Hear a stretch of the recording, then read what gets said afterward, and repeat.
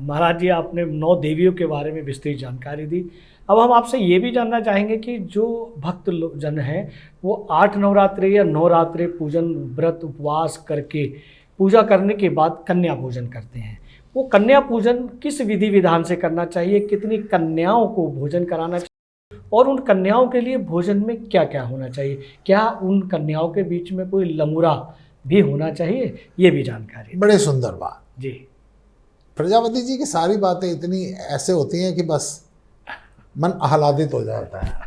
जहाँ तक कन्या पूजन की बात है जी, आपने इसमें कर्मकांड और विधियां पूछी, वो भी बताता हूँ, लेकिन याद रखना कन्या पूजन से नवरात्रों की साधना समाप्त नहीं होती। समझना 9 दिन की नवरात्रों की जो साधना है कन्या पूजन से शुरू होती है। वाह। आपने 9 दिन शैलपुत्री, ब्रह्मचारिणी, चंद्रघंटा, कुष्मांडा, देवी देवताओं की पूजा की, सारा दिन जय माता दी, और आपने माँ भगवती के अलग अलग रूपों की पूजा की। 8वें और 9वें दिन आपने कन्या पूजन की, आपने उनके हाथ पर कलावा बांधा, मस्तक पर तिलक लगाया, सिर पर चुन्नी चढ़ाई, पैरों को आपने चरण प्रक्षालन किया, धोए, उसकी मिट्टी को लेकर अपने सिर पर लगाया, उनको प्रसाद दिया, दक्षिणा दी।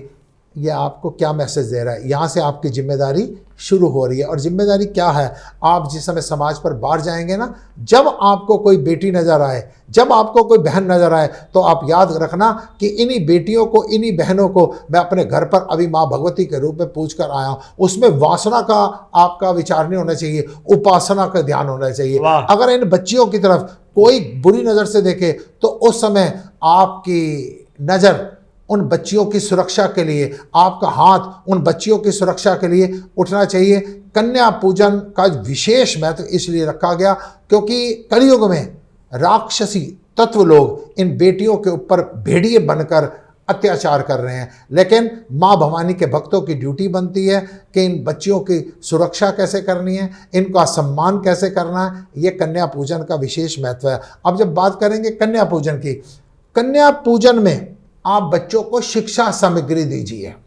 कन्या पूजन में कभी भी फास्ट फूड मत दीजिए। मैं देखता हूँ कई जगह चॉकलेट दे रहे होंगे, कई जगह इस प्रकार की जो बच्चों के लिए, शरीर के लिए बड़े नुकसानदायक तत्व होते हैं, इस प्रकार के दे रहे होंगे।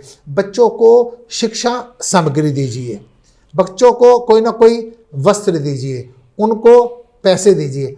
आपने अगर ज़्यादा अच्छी कोई चीज़ देनी हो ना, आपका मन बड़ा प्रसन्न है, उनको फ्रूट्स दीजिए ना, उनको ड्राई फ्रूट्स दीजिए ना, पंचमेवा का भोग लगाओ, पंच फलों का आप उनको भोग लगाओ, और लांगुर साथ में केवल लॉजिकली लो। लांगुर इसलिए साथ बिठाया जाता है कि कन्याओं को पूजन तो कर रहे हो, लेकिन पुरुष का महत्व ही, इन लड़कों का महत्व ही कभी कम आंकना नहीं चाहिए।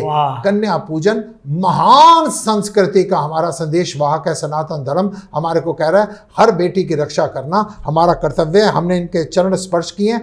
जब भी कोई बेटी नजर आए, ध्यान उसके चरणों में होना चाहिए। वाह वाह महाराज जी, बहुत अच्छी जानकारी आपने दी।